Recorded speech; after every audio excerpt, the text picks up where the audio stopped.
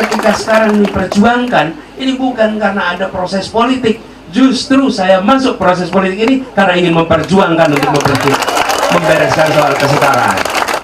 Mau selfie?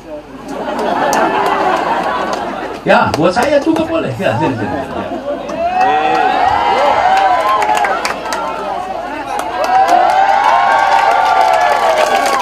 Momentumnya desak Anies, saya naik panggung bukan desak Anies, paksa Anies.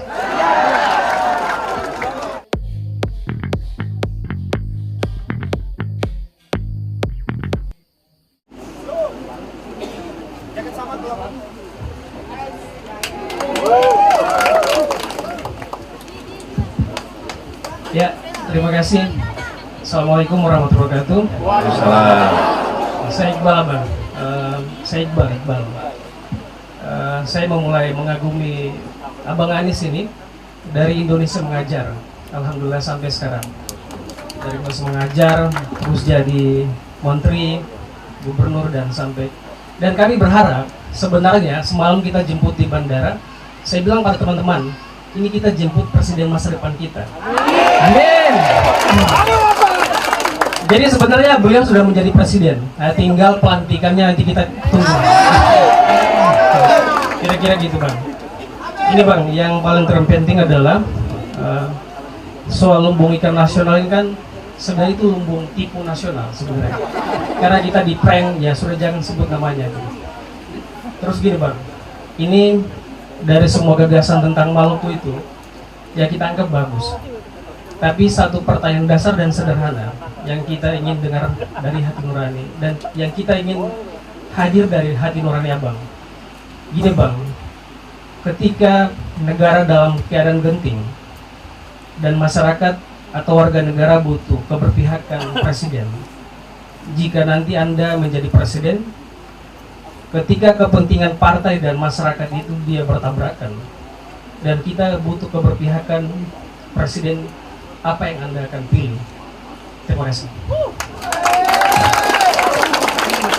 Terima kasih, Bung Said dan Bung Iqbal. Saya tahu Iqbal di sini, Bung Said. Terima kasih, Bung Iqbal. Pertanyaan bagus dan saya ingin sampaikan, ketika mengambil keputusan itu harus memiliki dasar. Jadi kita sering sekali di dalam hidup itu harus memutuskan di antara dilema-dilema. Dan ketika berhadapan dengan dilema, maka kita harus punya patokan. Kalau orang tidak punya patokan, maka ketika dia mengambil keputusan, dia akan mempertimbangkan hanya unsur untung rugi. Kenapa? Karena tidak punya patokan. Mana yang lebih menguntungkan, mana yang merugikan. Yang menguntungkan diambil, yang merugikan tidak diambil. Nah, untung rugi ini yang bisa membuat keputusan itu jadi tidak konsisten dari waktu ke waktu. Tapi kalau keputusan itu terlihat konsisten dari waktu ke waktu, pasti yang mengambil keputusan punya patokan. Nah, patokan kami apa? Nah, saya sampaikan di sini. Patokannya 4. Satu adalah prinsip keadilan kesetaraan. Nomor 1. Mana yang memenuhi prinsip ini? Dimensi kedua, patokannya, kepentingan publik mana yang lebih besar? Yang ketiga, data, ilmu, fakta yang menjadi rujukan. Jangan sampai keputusan itu tidak mendasarkan pada ilmu pengetahuan, tidak mendasarkan pada data. Yang keempat, mendasarkan kepada konvensi, aturan, undang-undang. Nomor 4. Urutannya tidak saya balik ini, Bung Iqbal. Banyak di pemerintahan kalau ngambil keputusan itu dibalik. Nomor 1, apa kata aturan dulu. Lah banyak aturan kita tidak masuk akal. Banyak aturan kita tidak sesuai kondisi lapangan. Betul tidak? Karena itulah kemudian dilakukan urutan yang berubah. Urutannya adalah nomor 1 keadilan. Dan saya beberapa kali mengambil keputusan yang secara peraturan saya harus mencari celah, karena umumnya peraturan nggak begitu. Saya beri contoh nih, upah minimum di Jakarta itu aturannya berubah gara-gara omnibus law. Aturannya yang lama Dengan aturan lama, di Jakarta itu kalau upah buruh tiap tahun naiknya 8% per tahun, rata-rata. Ketika ada COVID, aturan yang sama, ekonomi kita sedang turun, dia berubah menjadi 3%. Karena ada COVID, pakai aturan sama, itu orang menerima karena ada COVID. Nah, kemudian terjadi perubahan gara-gara omnibus. Dengan aturan yang baru, maka kenaikannya hanya 0,8%. Kira-kira Rp30.000. Bung Iqbal tahu Rp30.000 di Jakarta bisa dapat apa? Nggak bisa dapat apa-apa. Masa naiknya upah buruh 30.000? Biasanya naiknya 400-an ribu menjadi 30.000. Nah, saya sebagai gubernur dapat aturan itu. Terus gimana saya? Tanda tangani? Pakai keputusan itu? Saya bilang tidak.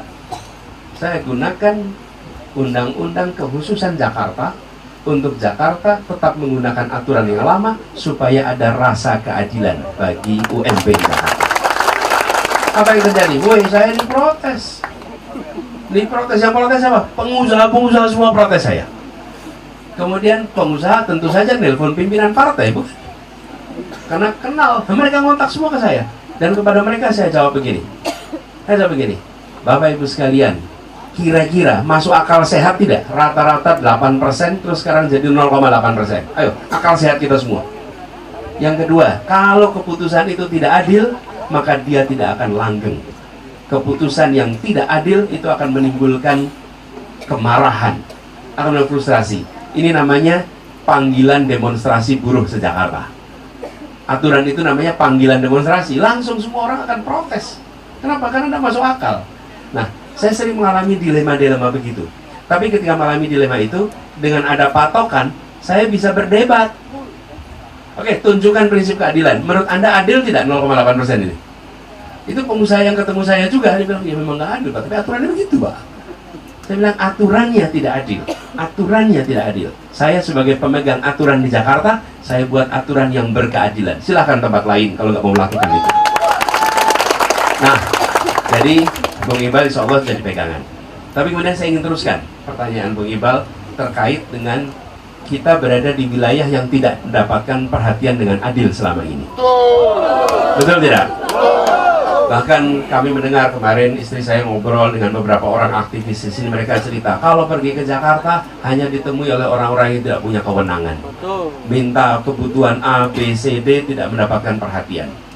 Kami ingin sampaikan agenda utama yang kami bawa adalah perubahan, tujuannya menghadirkan rasa keadilan. Itu tujuan utamanya. Kenapa? Karena Republik ini belum memberikan kesetaraan kesempatan kepada semuanya. Dan kalimat ini, ideologi ini bukan saya katakan karena saya sedang ikut Pilpres, bukan. Kenapa di 2010 sampai sekarang kami mengirimkan guru ke pelosok-pelosok tanah air? Karena kami melihat ada ketimpangan dalam pendidikan. Cuman waktu itu kami tidak di pemerintahan, tidak bisa mengerahkan orang dalam jumlah banyak. Tapi kami mulai. Jadi ketika ada yang tanya, Pak Anies sudah ke Ambon? Sudah, saya ke Ambon dari dulu-dulu. Saya ke tempat-tempat yang teman-teman belum pernah ke sana mungkin. Pernah ke Pulau Selaru, paling ujung tuh. Kepulauan Tanimbar, Anda belum pernah ke sana. Itu di Kepulauan Tanimbar, Pulau Selaru, paling ujung. Dan ketika saya sampai ke sana, ini cerita sedikit nih soal Pulau Selaru. Sampai di Pulau Selaru, ada pasang tenda begini. Saya kumpul dengan masyarakat dan guru-guru. Ini kejadian 2012, udah 12 tahun yang lalu. Acara mau mulai. Lalu Pak, tunggu dulu Pak sebentar, acaranya belum bisa dimulai. Saya tunggu dulu, kenapa ini nunggu dulu. Petugasnya pergi jauh gitu. Saya perhatikan kemana ini orang ini. Pergi jauh. Habis itu dia balik lagi, sudah Pak, sekarang siap. Apa yang dilakukan? Menyalakan diesel Pak. Tidak ada listrik di situ. Kenapa dieselnya jauh? Supaya suaranya tidak mengganggu acara Pak. Tempatnya jauh di sana. Dan lalu di tempat yang belum ada listrik, tempat yang paling terdepan Republik ini, ketika acara memulai, sekitar 40 orang berdiri menyanyikan Indonesia Raya. Mereka mengirimkan pesan pada orang dari Jakarta, Bung, kami belum makmur, tapi kami mencintai Republik ini seperti Anda mencintai Republik ini. Bagaimana hati kita tidak bergetar? Dan pengalaman itu yang saya sebut sebagai pengalaman spiritual. Itu yang membuat saya mengatakan kita harus menghadirkan kesetaraan. Karena saya ditakdirkan untuk melihat ketimpangan-ketimpangan itu bertahun-tahun yang lalu. Jadi ketika sekarang diperjuangkan, ini bukan karena ada proses politik. Justru saya masuk proses politik ini karena ingin memperjuangkan untuk membereskan soal kesetaraan. Jadi ini yang membuat bagi kami ini serius. Karena itulah kenapa kita berikhtiar untuk kewenangan itu ada, supaya dengan kewenangan itu kita bereskan ketimpangan yang ada di Republik ini. Jadi perhatian pada timur, pada kepulauan, itu bukan perhatian karena pilpres, jauh sebelum itu. Makanya saya sering katakan, kalau memilih orang jangan tanya apa yang mau dikerjakan besok. Karena mau dikerjakan besok siapa saja bisa mengarang mengatakan apa saja. Tapi tanyakan apa yang sudah dikerjakan kemarin.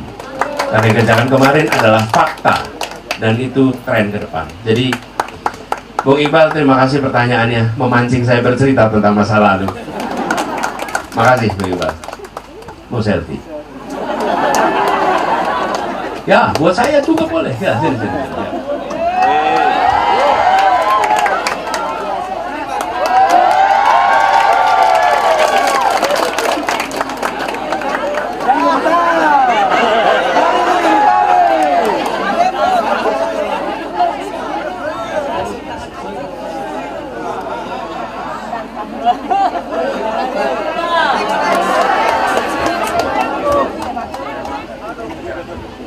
Saya ingin, ini kebetulan saya cerita. Bang Anies terakhir. Ya. Tahu manis? Tahu apa? Manis. Tahu. Kalau orang Ambon bilang manis itu Maluku Anies. Nah, terima kasih. Baik, teman-teman, masih semangat ya?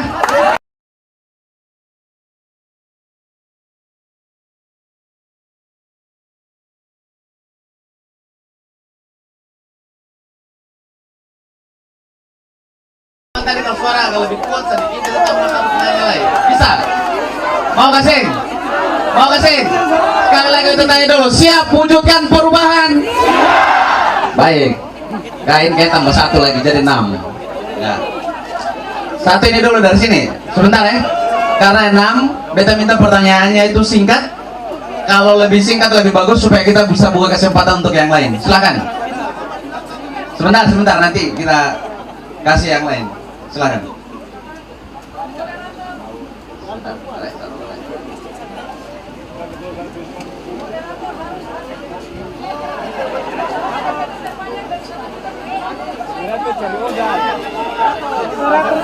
Siap.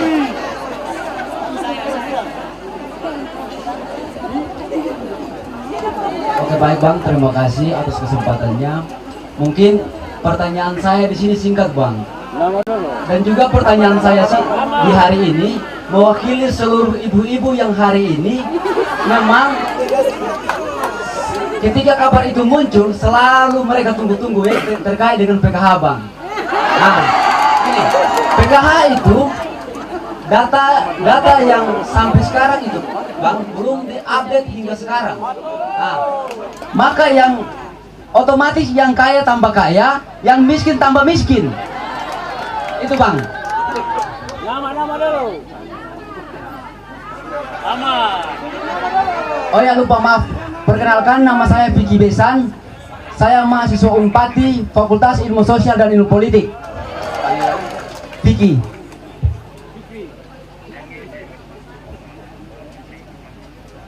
Oke, baik Bang. Mungkin Oke, siap. PKH ya. Mungkin Bang, maaf ada satu lagi mungkin ketika Bang jadi presiden, mungkin saya sebagai anak muda milenial Maluku ingin memberikan masukan buat Abang. Gini Bang, di Maluku ini kebanyakan milenial itu pada saat selesai jenjang perkuliahan sampai pada lapangan pekerja itu minim. Tetapi di sisi lain juga banyak lapangan pekerjaan atau instansi-instansi itu membutuhkan generasi milenial Maluku yang memang punya soft skill. Itu sebenarnya yang menjadi halangan buat hari ini generasi milenial Maluku untuk bagaimana mendapatkan pekerjaan.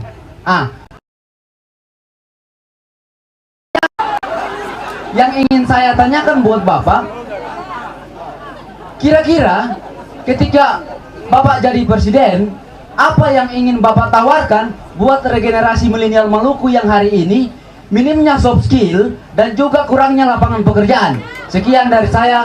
Wabillahi taufiq wal hidayah. Wassalamualaikum warahmatullahi taala wabarakatuh.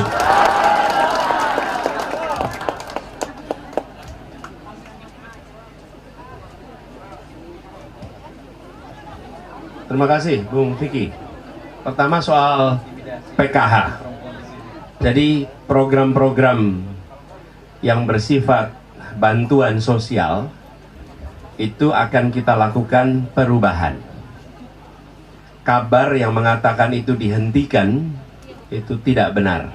Yang ada diubah dari bansos menjadi bansos plus. Tinggal pilih mau bansos minus atau bansos plus. Nah, bansos plus. Apa perubahannya? Satu, terkait dengan jumlahnya. Yang kedua, terkait dengan penerimanya.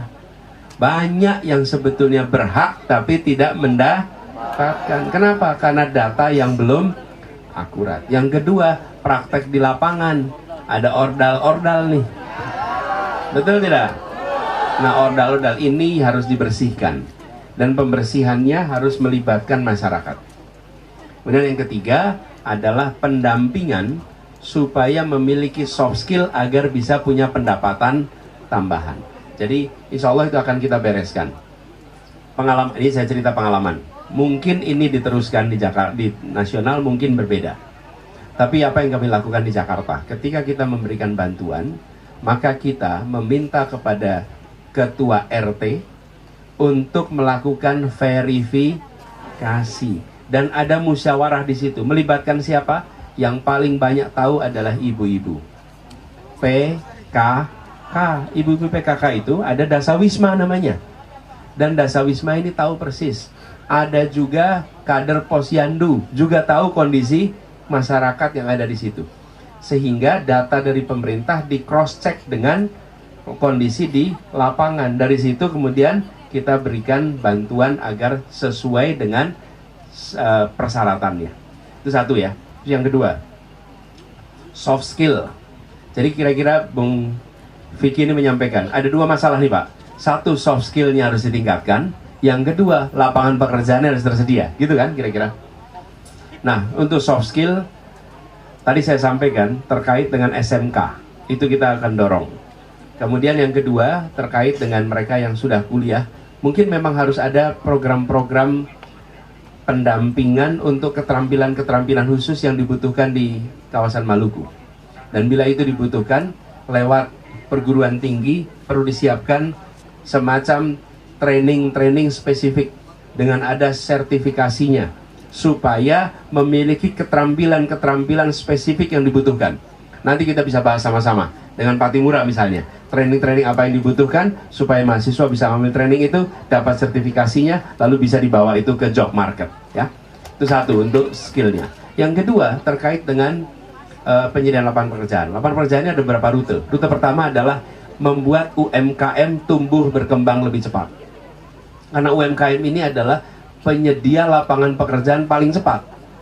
Begitu UMKM itu tumbuh, dia langsung merekrut orang untuk bekerja. Dan kecepatan rekrutmennya itu tidak seperti perusahaan besar, bisa cepat sekali dilakukan. Apa yang dibentuk UMKM? Satu adalah bantuan permodalan. Yang kedua, regulasi yang diubah.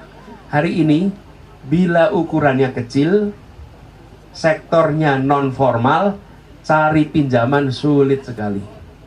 Lebih mudah yang besar cari pinjaman ke bank daripada yang kecil cari pinjaman ke bank. Betul tidak? Betul.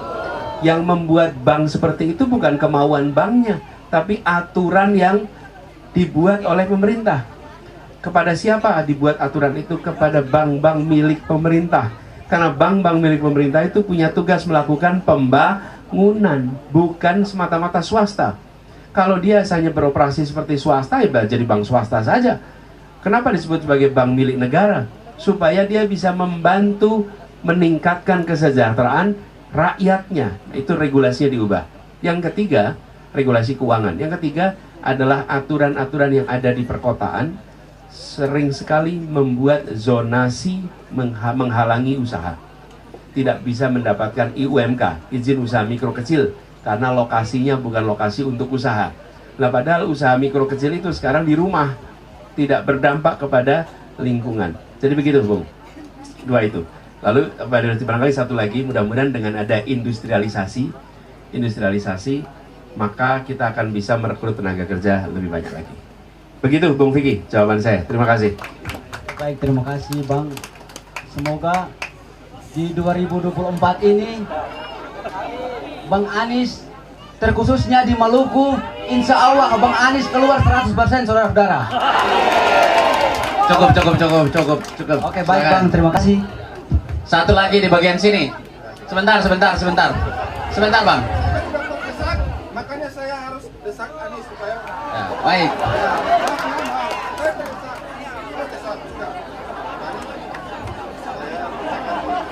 Bang, saya minta 1 menit nggak nyampe ya. Soalnya Pak Anies sudah. Oke, silakan. Oh ya, Pak Anies, begini. Kalau kita bicara Maluku tentang laut dan sumber daya, ini sudah jauh sebelum Indonesia ini ada. Karena Maluku, maka Indonesia itu hadir. Alasan penjajah datang di Nusantara karena Maluku. Dia jajah ya. Nama saya Edwin Rizal Tamher, ya. Saya dari Fakultas Ekonomi dan juga aktivis untuk masalah usaha kecil. Jadi begini Pak, yang seperti Bapak sampaikan tadi terkait perikanan di Maluku, Lin dan sebagainya, Pak. Ini sudah janji manis dari presiden-presiden sebelumnya sampai tadi ini. Karena yang kami selidiki ada mafia di sini yang luar biasa kekuatannya dan tertumbuk dengan regulasi untuk Maluku punya pengelolaan wilayah laut cuma 12 mil. Karena wilayah Maluku yang punya lautan yang luas tidak dikasih untuk Maluku tapi dikuasai oleh negara. Nah, yang saya harapkan di sini Pak, sebelum ini bisa terjadi, Bapak harus berjanji untuk kita hari ini. Ketika Bapak jadi presiden, agenda pertama sekali yang harus disampaikan yaitu Maluku jadi provinsi kepulauan. Ya, sehingga penguasaan wilayah laut itu menjadi wilayah pemerintah Maluku. Dan itu adil, Pak. Ya. Yang kedua, kita punya APBN untuk Maluku itu terlalu kecil, hanya berdasarkan jumlah jiwa. Sementara rentang kendali antara pulau itu terlalu luas. Jadi kalau kita hitung-hitung, kita punya biaya pembangunan Maluku hanya untuk pemerintah itu jalan ke satu pulau ke pulau yang lain, tidak sama dengan kabupaten yang ada di Jawa. Terima kasih Pak. Dan yang ketiga satu lagi Pak, saya minta Bapak berjanji Pulau Banda sebagai asal mula pemerintahan Nusantara itu menjadi satu daerah administrasi yang setara dengan kabupaten atau kota, bukan lagi kecamatan kecil yang tidak menjadi perhatian. Padahal itu pulau sejarah di dunia Pak. Itu aja, terima kasih Pak. Terima kasih Pak dosen. Jadi Bapak mengajar ya di Fakultas Ekonomi. Terima kasih. Jadi pertama soal keluhan 12 mil itu memang di mana-mana Pak. Nelayan mengeluhkan karena mereka dibatasi hanya di kawasan dangkal yang ikannya sedikit. Sementara di tempat yang dalam yang mengambil yang besar-besar. Itu tadi saya katakan. Kalau menyusun kebijakan harus punya patokan prinsipnya.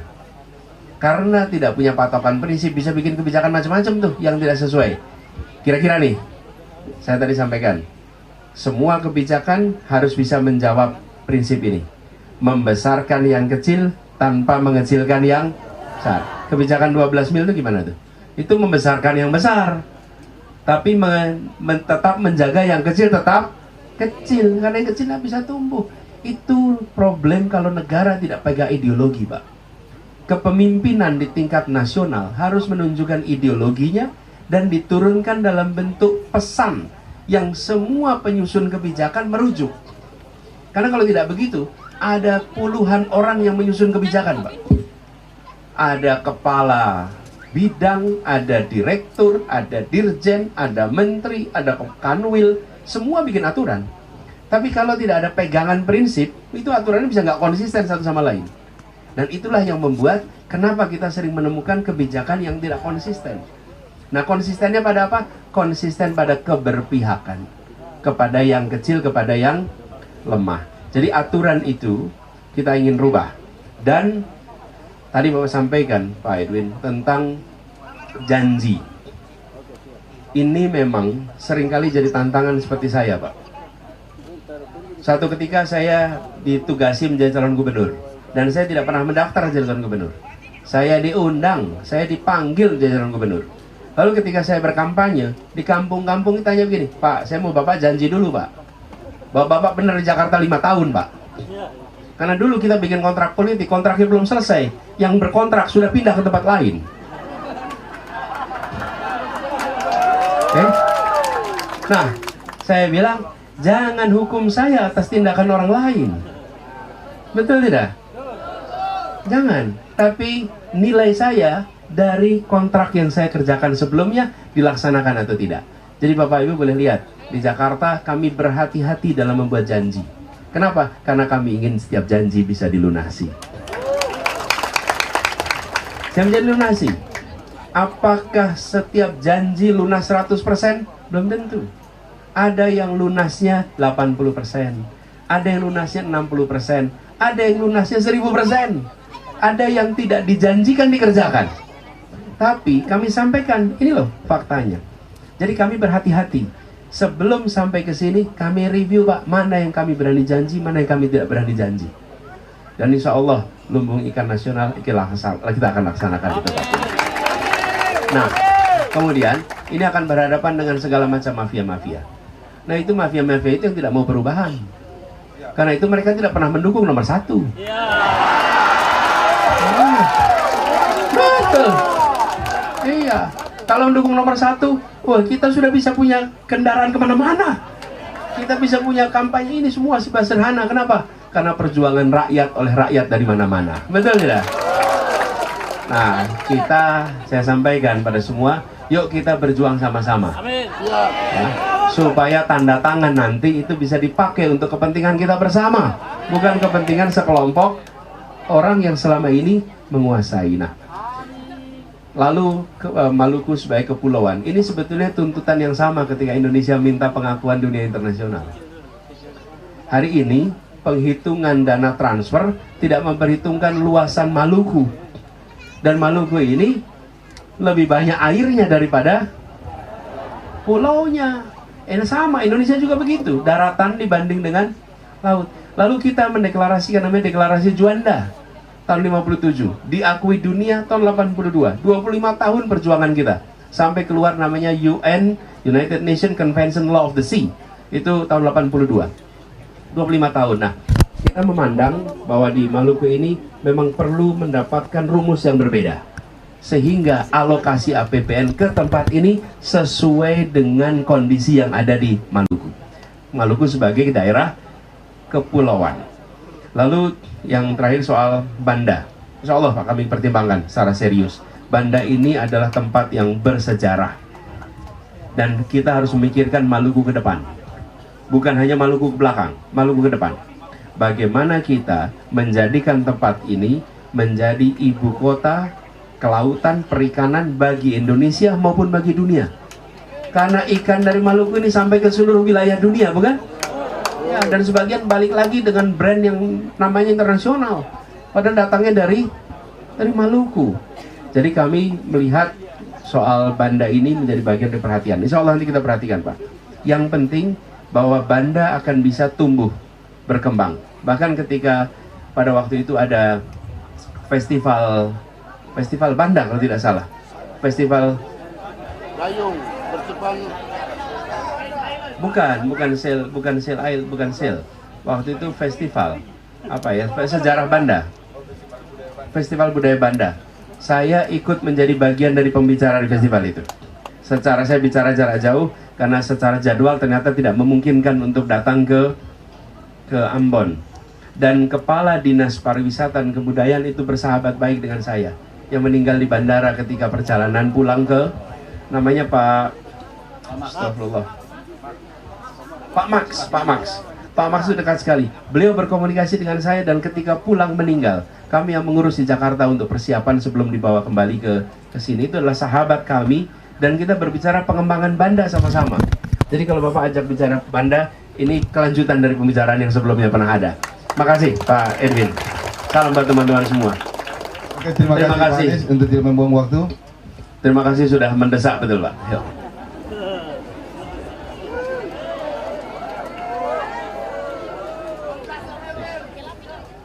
Terima kasih.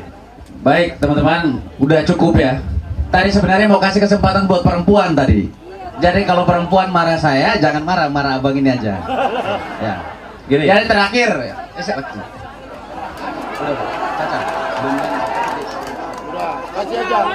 Lanjut aja, lanjut.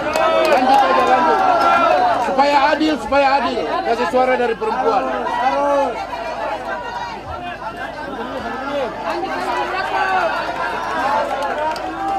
Pak Presiden, kalau ini Langsung aja, langsung. momentumnya desak Anies, saya naik panggung bukan desak Anies, paksa Anies.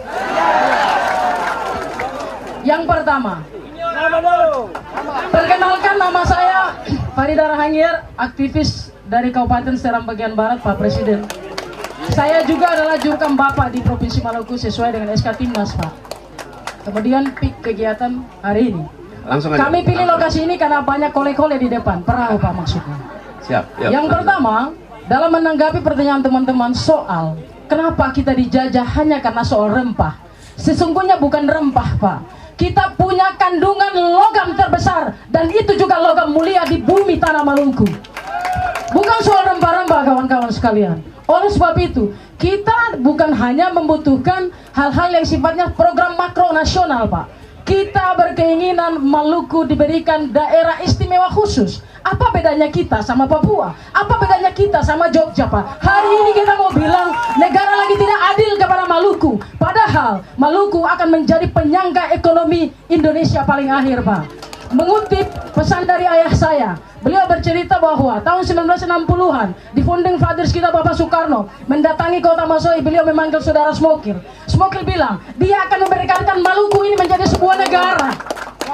Maluku menjadi sebuah negara. Ini sejarah jangan kita lupa. Kalau memang kita adalah anak-anak yang lahir dari kandungan sejarah, peradaban ini pun jangan kita lupakan. Disingkat aja Kak, disingkat aja Kak. Beliau bilang begini, saudaraku Smokil, turunlah. Kita akan bangun Maluku paling akhir. Oleh sebab itu closing statement saya, kita ingin Maluku menjadi daerah istimewa. Bukan hanya soal ANP, bukan hanya soal LIN dan lain sebagainya. Baik, terima kasih Kak Ida, silakan. Sehingga petisi dari teman-teman yang telah dikaji selama 3 hari itu dapat dibacakan. Silakan. Nah, nanti aja ya.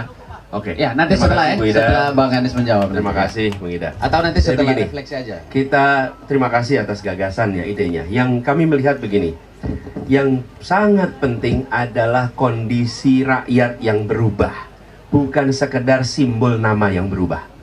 Karena itulah yang dibutuhkan. Jadi kadang-kadang kita fokus pada penamaan. Ya, penamaan itu baik-baik saja, tapi apalah artinya kalau ternyata tidak menghasilkan kesejahteraan. Justru yang harus diubah itu kebijakan-kebijakan yang senyatanya tidak menghasilkan kesejahteraan. Bahkan kalau lihat di Papua sekarang, dengan status yang ada, apakah kemudian di sana terjadi kesejahteraan? Apakah jadi ketimpangan? Tidak. Padahal namanya sudah. Jadi jangan sampai kita konsentrasi di nama. Tapi justru yang kami ingin lakukan adalah perubahan atas kondisi nyata dengan melakukan perubahan kebijakan-kebijakan yang berdampak langsung. Jadi gini kira-kira, kebijakan yang menghambat pertumbuhan di Maluku dikoreksi. Kebijakan yang belum ada yang bisa menumbuhkan disiapkan. Dengan cara begitu nanti insya Allah terjadi perubahan di Maluku ini. Makasih ya, Widaya. Dan oke, Ibu boleh turun lagi. Terima kasih. Selfie boleh tentu saja, boleh. Saya boleh. Nah, jadi begini Mas sekalian, sambil meneruskan, Wida siapin. Tapi tempatnya memang pilihannya keren, Bu. Ini, nah. Ya. Terima kasih. Bismillah. Baik, terakhir Dan- mohon maaf ya. Yang lain yang belum sempat bertanya karena Bang Anies sudah harus bertolak. Terakhir Ya. Bang, harus kita minta refleksi. Begini. Nanti aja. Nanti diberikan kesempatan ya. Oke. Refleksi, silakan. Ini teman-teman sekalian. Tadi diceritakan tanah ini tanah yang menjadi sumber penyebab kedatangan kekuatan global sampai ke sini. Inilah tanah Maluku. Dan bukan semata-mata karena kekayaan alamnya, tapi juga oleh manusianya. Bahkan ada catatan sejarah yang menceritakan bahwa salah satu versi orang pertama yang pernah keliling dunia adalah orang dari Maluku, salah satu versi, ada banyak versi, salah satu versi yang menggambarkan bahwa Maluku adalah bagian dari global di masa yang sangat awal dulu. Dan kita menyaksikan tumbuh orang-orang hebat dari Maluku. Ini salah satu orang hebat yang muncul. Ini kami dapat kutipannya nih. Kaos ini kutipannya, boleh saya buka aja ya? Bisa dibaca tulisannya.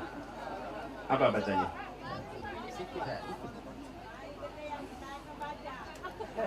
Apa tulisannya? Politik bukan alat kekuasaan, tapi etika untuk melayani. Kata siapa? Johannes Leimena. Dan Johannes Leimena ini, kalau Bapak Ibu teman-teman semua dengar kata puskesmas, tahu puskesmas ya? Pusat Kesehatan Masyarakat, siapa yang menggagas itu? Johannes Leimena, orang yang menggagas konsep puskesmas yang hari ini dirasakan manfaatnya di seluruh wilayah Indonesia. Dan insya Allah nanti ada puskesmas di seluruh wilayah di Maluku ini. Jadi kami menyatakan bahwa begitu banyak orang-orang hebat yang muncul. Nah, kami ingin ke depan Maluku tidak lagi menjadi daerah yang tertinggal. Kenapa? Karena konsep pembangunan kepulauan akan kita adopsi. Bahkan kebijakan tentang pangan pun kami mengadopsi istilah agromaritim. Kenapa? Karena produksi pangan itu ada yang di tanah, ada yang di laut. Yang di laut itu yang biasa disebut aquaculture. Yang di tanah disebut agriculture. Keduanya insya Allah kita jadikan satu kebijakan, namanya agromaritim. Dan konsekuensinya, maka banyak aturan-aturan yang menghambat pembangunan di kawasan kepulauan harus diubah. Salah satu wilayah kepulauan di Indonesia adalah Kepulauan Maluku. Dan harapannya dengan perubahan itu, maka wilayah kepulauan bisa tumbuh berkembang. Yang kedua, ini punya kekayaan budaya yang mewarnai Indonesia. Tadi sudah disebutkan kita akan bangunkan tempat-tempat yang terkait dengan kebudayaan. Tapi yang tidak kalah penting, yang barangkali menurut saya yang paling mendasar, kita ingin kualitas pendidikan di Maluku setara dengan kualitas pendidikan di kota-kota di Jawa. Supaya apa? Supaya ibu dan bapak ketika mereka menidurkan anaknya kecil, tidak usah membayangkan mengirimkan anaknya untuk pergi ke kota di Jawa. Tapi dia bisa mendidik anaknya tetap di kota ini. Saya mengalami, saya sekolah di Jogja. Teman-teman kelas saya itu ketika SMA, sebagian SMP itu mayoritas SMA, banyak yang datang dari jauh. Dan datang dari jauh itu mereka apa? Melepaskan diri dari orang tuanya untuk dapat pendidikan berkualitas agar punya masa depan.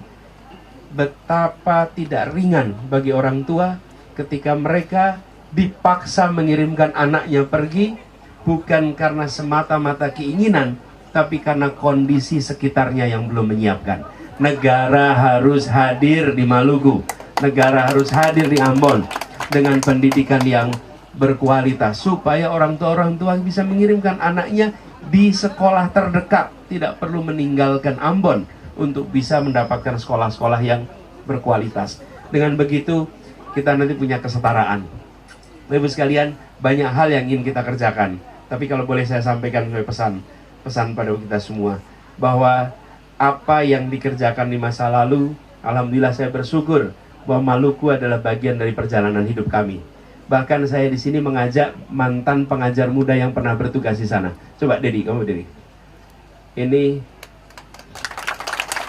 Dedi Wijaya. Dedi ini bertugas di pulau apa, Ded? Siapa? Naik di atas. Ini Dedi. Satu lagi, Billy mana Billy? Ada Billy di sini. Billy David. Coba di belakang, Pak. Mana? Oh itu Billy, di sini. Ded, di mana pulaunya? Iya Pak, jadi saya dan Billy, kami bertugas di Kepulauan Molomaru di Kepulauan Tanimbar, Pak. Jadi saya di desa yang namanya Wadanko, itu di pinggir Laut Banda ya, sama Billy di Adodomolo. Di Adodomolo. Lalu Billy di mana? Sama, kami satu pulau, Molomaru. Molomaru. Ada yang sudah pernah sampai sana? Belum. Kalau sampai ke sana jelaskan dari Ambon naik kapal, prosesnya gimana kemarin? Ya kalau dari Ambon ke Somlaki kan 1 malam ya naik kapal ya Pak Bebe. Dari Somlaki ke Larat 1 malam lagi, lalu ke tempat kita 6-8 jam ya Dedi ya. Jadi lebih dari 24 jam kalau dari hitungan dari Somlaki saja, belum dari Ambon ya. Dan di sana tidak ada sinyal, jangankan tidak ada sinyal internet, tidak ada sinyal telepon. Jadi mereka bertugas di sana selama 1 tahun. Dan mereka adalah anak-anak berprestasi yang sesungguhnya bisa dapat pekerjaan-pekerjaan yang sangat baik di Jakarta. Tapi mereka berada di pelosok-pelosok. Itu saya ingin sampaikan apa? Bahwa ketika kita mengikhtiarkan kemajuan, banyak orang mau terlibat, banyak orang mau melakukan. Dan saya makin optimis, Indonesia punya stok anak muda yang baik-baik. Ya, jadi mereka berdua, sebenarnya berenam ya waktu itu ya. Berenam, buat mereka, rumah keduanya adalah tempat mereka mengabdi selama 1 tahun. Betul nggak, Bill? Billy ini berasal dari Papua, asalnya Papua, sekolah di Jawa, dia kembali mengabdi di pelosok. Sudah bekerja di perusahaan pertambangan di Kalimantan dan ditinggalkan bekerja di sana. Dedi adalah hasil dari Makassar, kemudian setelah kuliah mengabdi kepada kita. Mereka berdua setelah selesai di pelosok meneruskan pendidikan. Dedi mendapatkan master dari Inggris dan Billy mendapatkan master dari Amerika Serikat. Okay. Lalu mereka berdua, ini yang saya sampaikan, kompetensinya kelas dunia tapi hatinya grassroots. Ya, oke, boleh balik lagi deh. Terima kasih. Dan sekarang saya bersyukur karena saya ditemani oleh anak-anak yang hatinya di rakyat kebanyakan. Saya bersyukur anak-anak yang kompetensinya kelas dunia dan mereka yang bekerja bersama selama ini. Insya Allah perubahan yang kita dorong adalah perubahan yang bisa memberikan manfaat pada mereka yang kecil. Nah, jadi buat semuanya saya berikan pilihan pada semua. Nanti pada tanggal 14 Februari semua punya kesempatan. Ada 3 pasang yang ditawarkan oleh sistem politik kita. Kepada siapa amanat dan kewenangan itu dititipkan. Kekuasaan ada pada rakyat, kekuasaan tetap pada rakyat, tapi kewenangan, otoritas itu akan diberikan. Dan salah satu dari 3 itu akan diberikan. Dan saya percaya rakyat Indonesia akan bisa membandingkan rekam jejaknya, rekam karyanya, rekam pikirannya. Dan sesudah itu mereka akan menitipkan. Kenapa? Karena yang dipilih ini bukan pemilihan foto untuk dipasang di ruang kelas. Bukan. Ini pemilihan orang untuk mengambil keputusan atas nama rakyat Indonesia. Yang dipilih itu bukan untuk masang foto, tapi untuk mengambil keputusan. Dan keputusan apapun yang dibuat itu atas nama negara Republik Indonesia. Ingat, kita memilih pengambil keputusan, bukan memilih foto untuk dipajang di ruang kelas. Kalau milih foto dipajang ruang kelas, cukup bandingkan bannernya. Kami nggak nyetak banyak banner juga soalnya. Ya, karena itulah kami keliling kemana-mana. Tapi kami yakin dengan dialog, dengan interaksi, rakyat akan bisa membaca pikiran, akan bisa membaca rekam jejak. Terima kasih buat semua yang hadir di Sakanis. Terima kasih Ambon, terima kasih Maluku, terima kasih semua yang hadir di sini. Tepuk tangan buat semuanya hadir di sini. Terima kasih telah mewarnai Indonesia kita.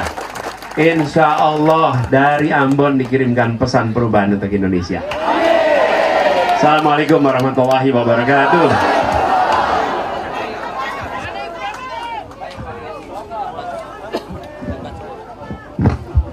Baik. Ini saya bawa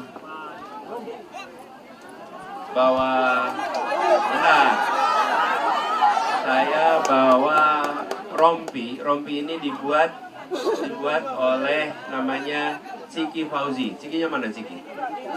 Mana tadi? Bapak bukan Ciki. Ciki mana Ciki? Ciki Fauzi itu. Itu dia tuh, lihat sana tuh, lihat sana. Naik Ciki. Nah, iya. Ada semuanya tuh. Ciki membuat kaos ini. Ini namanya Ciki Go. Oke? Dan saya bukan hanya kaos dan rompi. Siki Fauzi karena dia adalah putrinya Ikang Fauzi dan Bu Marisa Haq. Oke? Nah, saya mau serahkan kaos. Sebentar. Pertanyaan begini. Saya ingin berikan kepada yang terjauh datangnya ke Ambon. Yo, dari mana? Nah, Seram. Mana yang lebih jauh lagi? Seram.